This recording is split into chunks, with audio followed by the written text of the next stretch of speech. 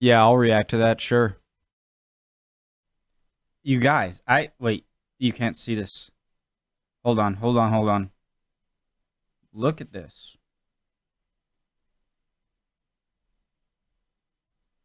So I don't even need a schedule. I can just so Armchair Historian has this thing. Like if I want to learn about Central Europe, I can just click on that and it'll show me a bunch of videos I can react to from a bunch of different channels I love, not just Armchair Historian, San Roman History, History House Productions, Wartime History, the Tank Museum, History Hustle. Some of these I haven't even heard of, but I'm sure they'd all be amazing. And then I could sort of, oh my God. Wait, what's this?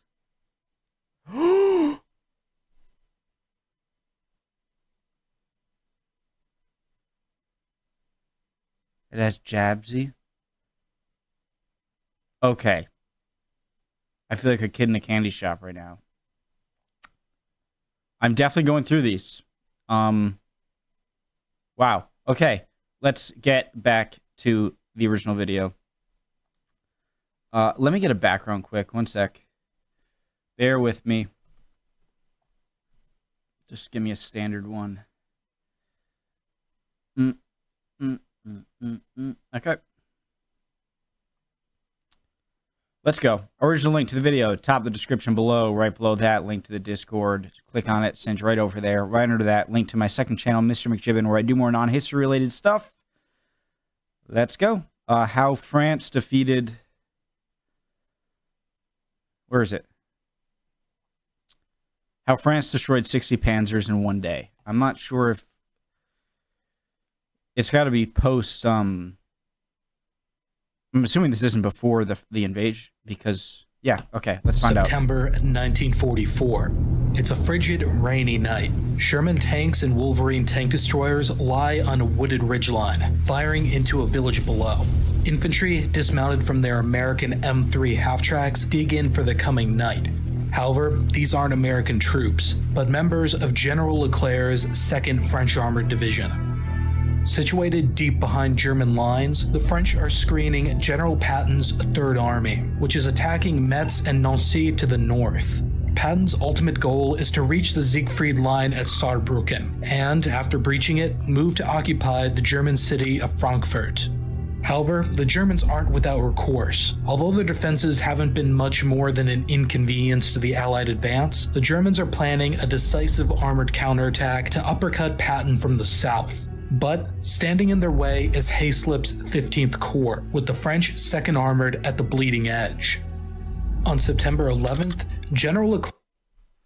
Doesn't this sort of remind you of the end of... Never mind, sorry. I was thinking of the Napoleonic Wars and how it's... Sorry. Moved to occupy the German city of Frankfurt. However, the Germans aren't without recourse. Although their defenses haven't been much more than an inconvenience to the Allied advance, the Germans are planning a decisive armored counterattack to uppercut Patton from the south. But standing in their way is Hayslip's 15th Corps, with the French 2nd Armored at the bleeding edge. On September 11th, General Leclerc deployed one of his tactical groups under Colonel Paul Delanglade to probe German lines and develop the situation. Standing in their way is Kampfgruppe Onnenbacher, a force of 6 Landesschützen battalions intended for reserve occupation duties, as well as the 16th Infantry Division, which was merged from a reserve division and Luftwaffe Field Division the month before, and wasn't fully equipped as a proper infantry division. Together, they held a wide area, punctuated by islands of resistance centered on major towns. However, they were spread thin, with the 16th Division alone covering a nearly 40-mile front. Groupe Langlade penetrated this defense at Pressy-le-Fouche and, in 2 columns, advanced at will through the Germans' rear, liberating the town of Vittel and capturing hundreds of German prisoners along the way. With the 16th Infantry under threat of encirclement and the planned counterattack in jeopardy, the German commander was forced to deploy part of its Sorry, had to... armor force to meet the threat. This was the 112th Panzer Brigade, a brand new unit formed only a week prior. For its size, the 112th has an impressive number of tanks, equaling a German panzer division. It includes one... Guys, is some of the sort of memery and... So the Tiger tank, is it just kind of like it's kind of been put into the mindset that it's just like super tank, or was there actually something...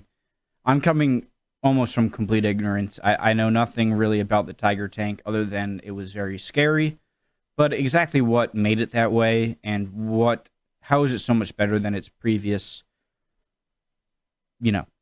battalion equipped with the new Panthers, while the other is equipped with Panzer IVs. The Panzer Grenadier Regiment, meanwhile, has 2 mechanized infantry battalions, and the brigade is supported by an armored reconnaissance company, Pioneer Company, and Stug Assault Gun Company. The 112th sets off from Epinal in 2 half-brigades with the mission to recapture Vittel. The Panther Battalion, supported by infantry and artillery, sets off directly west. The Panzer IV Battalion, meanwhile, marched south, checking the advance of the US 7th Army advancing from southern France. Finding no Americans, this battalion wings north to regroup with the Panthers. The opposing French can only bring 1/3 of the 2nd Armored to bear, as most of the division is tied up with providing security along the far south flank of the entire Allied advance. The 2nd Armored is organized much like the far south flank. American Armored Division, split into 3 or 4 tactical groups equivalent to US combat commands. How far south? These are Groups Langlade and Viote as the main striking elements, Group Dio as the reserve, and Group Remy as a recon element. Each tactical group is then split into 2 or 3 task-organized subgroups, which are essentially battalion battle groups tailored for specific situations. Group Langlade is the unit that will meet the 112th Panzer Brigade in the battle at Dompierre. It's split into 3 elements: Subgroup Massou under Infantry Commander Jacques Massou, Subgroup Majonet under Armor Commander Pierre Majonet, and a reserve directly under de Langlade. Subgroup Massou consists of most of the Chadian March Regiment's 2nd Infantry Battalion, a mechanized infantry unit mounted in American half-tracks. Massou has under his command the 5th and 7th Infantry Companies, a support company with scouts, mortars, machine guns, and 3 M8 howitzer motor carriages, and a reinforcement from a Sherman-equipped tank squadron, a 9-gun battery of M7 Priests, a tank destroyer platoon with M10 Wolverines, and a sapper platoon. Subgroup Mojonet is similar in terms of fire and combat support, but in terms of maneuver strength only has 1 tank squadron and the 6th Mechanized Infantry Company. Lastly, the reserve has the remainder of de Langlade's command, with 2 tank squadrons and a recce squadron with M8 armored cars. After the liberation of Paris, the group also picked up locally recruited Free French fighters in the form of the Vaugirard Squadron, equipped with 57mm anti-tank guns, among other things. The battle is centered on the village of Dompierre, situated on La Gite, a small stream surrounded by forested hills and ridges. Initial recon of the area stream. I've never seen a channel pull these satellite images. Surrounded by forested hills and ridges. I love it. Initial recon of the area shows the German tank battalion located in Dompierre and its suburbs. Massou, approaching Dompierre itself, becomes engaged, ending in the French harassing the Germans throughout the night with artillery. In the initial skirmish, they destroy the German commander's tank and supporting artillery to the southwest of the village, and continue to set up on a ridgeline that gives them a view of all egress points to the south and east of the village. Oh, this is cool. Be right back. I gotta take a piss, guys. Okay, go. During the fight, I washed my hands. The French lose 1 Sherman and several to the south and east of the village. During the fight, the French lose 1 Sherman and several half-tracks. Montgenet, meanwhile, conducts a recon in force of the village of Damas to the east, with a cavalry platoon and a reinforced tank destroyer platoon. Trading shots with a number of Panthers from the march, Montgenet withdraws and bivouacs south at Ville-sur-Ilon to prepare for an attack the next morning. Bizarrely, despite being directly engaged by the French and losing their commander, the Germans do not try to attack the French or set up in the much more defensible terrain overlooking Dompierre. This was likely the result of the Germans not conducting a proper reconnaissance of the area or setting up security outposts, meaning they didn't know the true size of the French force. This cavalry. Can I ask you guys? All right, I'm going to ask you a giant question I've been having over the past few days with watching. Well, you can apply it, I guess, to any history video or battle video I've watched, war video. But how did, say, take World War II, for example. What were the reserve, like when you lose 2 million troops, you know? How do I explain this? Did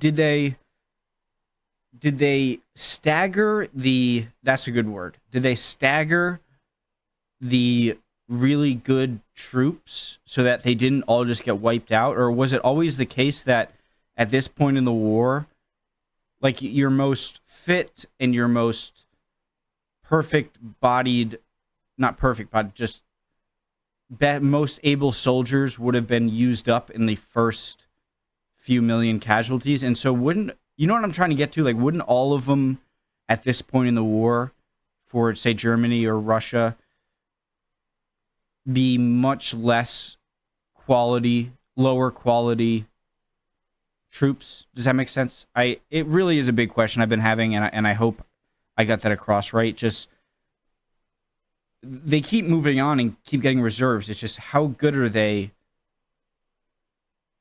You know what I mean? Cavalier attitude was demonstrated when, in order to get out of the rain, they quartered their men inside village houses. Initiative passed on to the French, who stood alert in their holes, planning the next move.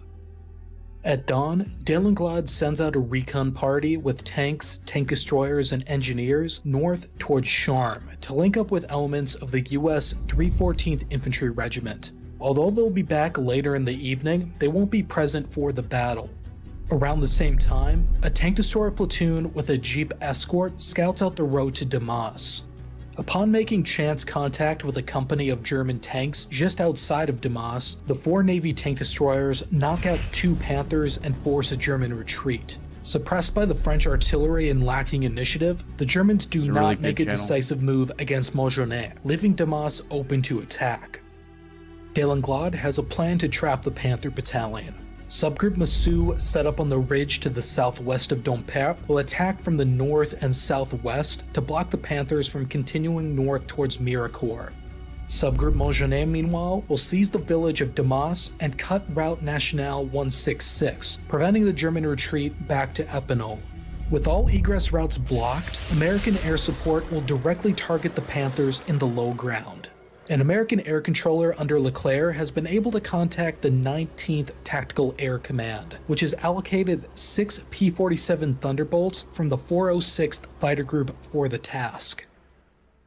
The attack kicks off at 6:30 a.m. with Massou's assault on Dompierre. Massou splits his group into 2 prongs. The brunt of the attack is aimed at Laviville to the north of Dompierre, consisting of the 5th Infantry Company under Captain Rogier, supported by heavy weapons, and the 2nd Tank Platoon under Lieutenant Rive Henry. To the southwest, the 7th Infantry Company's 1st Platoon under Lieutenant Guigon attacks along Route D28 leading into Dompierre. Their task is to create space between Massou's command post and the enemy, while also fixing the enemy so they can't be brought to bear against the northern attack. However, Guigon's platoon finds the Germans in well-camouflaged fighting positions at the entrance of Dompierre. In the firefight, Guigon is killed as well as 2 of his NCOs and 4 others. At 8 a.m., the first sortie of P-47s arrive, laden with rockets and bombs. The Germans, with no anti-aircraft assets of their own, are completely open to air attack. The P-47s target the enemy from Laviville down to the Germans' center of mass at Meudon, destroying 8 Panthers.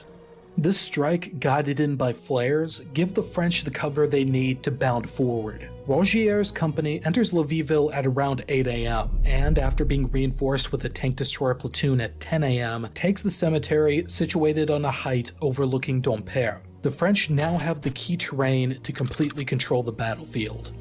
Just as the French enter Laviville, Montjonet launches his attack on Damas, spearheaded by the 6th Infantry Company under Captain Langlois, reinforced by a Sherman tank platoon. In one fell swoop, Malgenet captures Damas at 10 a.m., and with American air cover, moves to cut the Route Nationale 166. At 10:30 a.m., an infantry platoon supported by a tank platoon hits the crossroads, getting caught up in a firefight against at least a reinforced platoon of Germans. However, by noon, Maison Rouge is taken to the tune of 50 German prisoners, and Malgenet sets up a defensive position blocking all withdrawal east. At this point, the Panther Battalion at Dompierre is completely surrounded. With their sister battalion in trouble, the Panzer IV Battalion marches north to break the encirclement. They will attack at Ville-sur-Illon, where Deslinglade's command post is located. However, at 1:30 p.m., Deslingade is informed by telephone operator Juliette Larose that the Germans are passing by the town of Pierrefitte to the southeast. A German artillery bombardment immediately follows, targeting Deslinglade's HQ in the center of the village.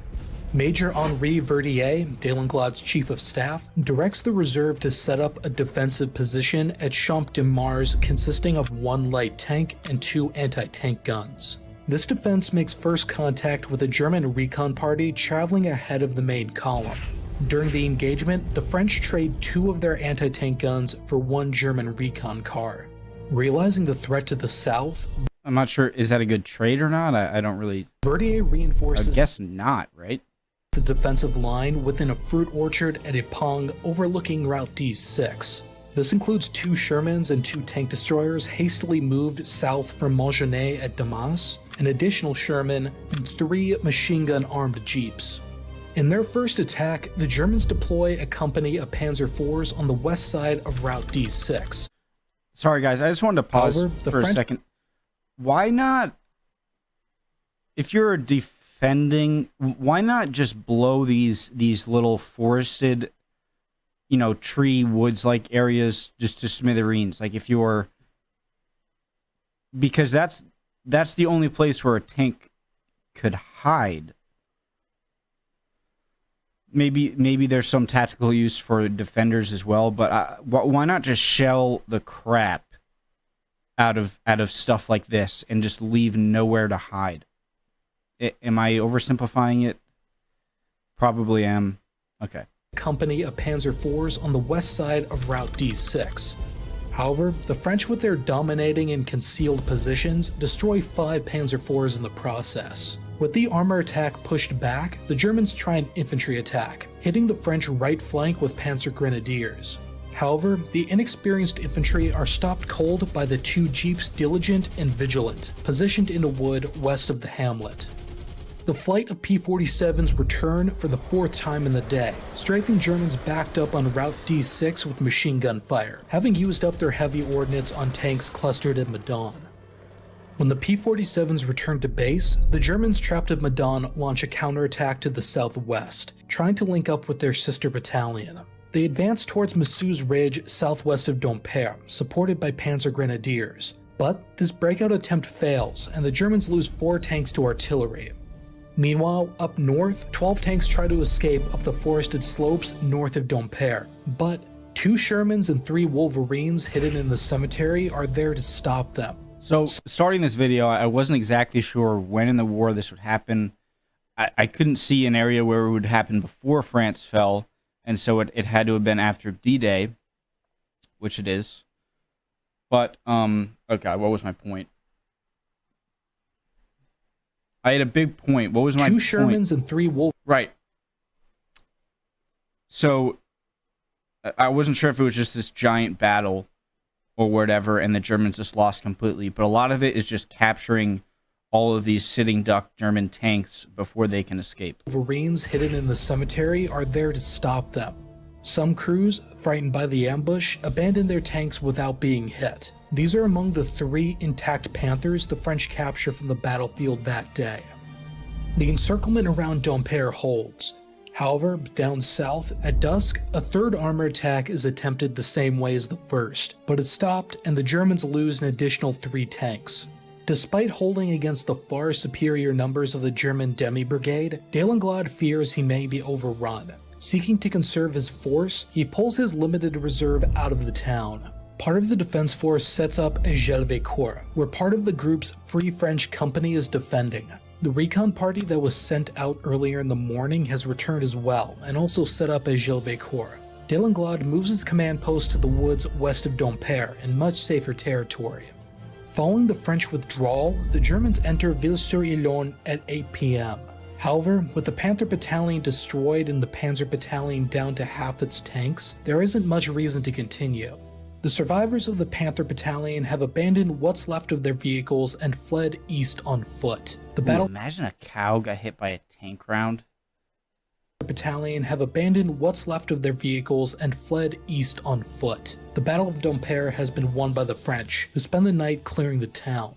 Subgroup Putz, detailed from Group Biyodet to reinforce Delenglade, arrives to take over the position Delenglade's reserve defended earlier. Marching into Ville-sur-Yonne at 2 a.m., Putz finds the town abandoned.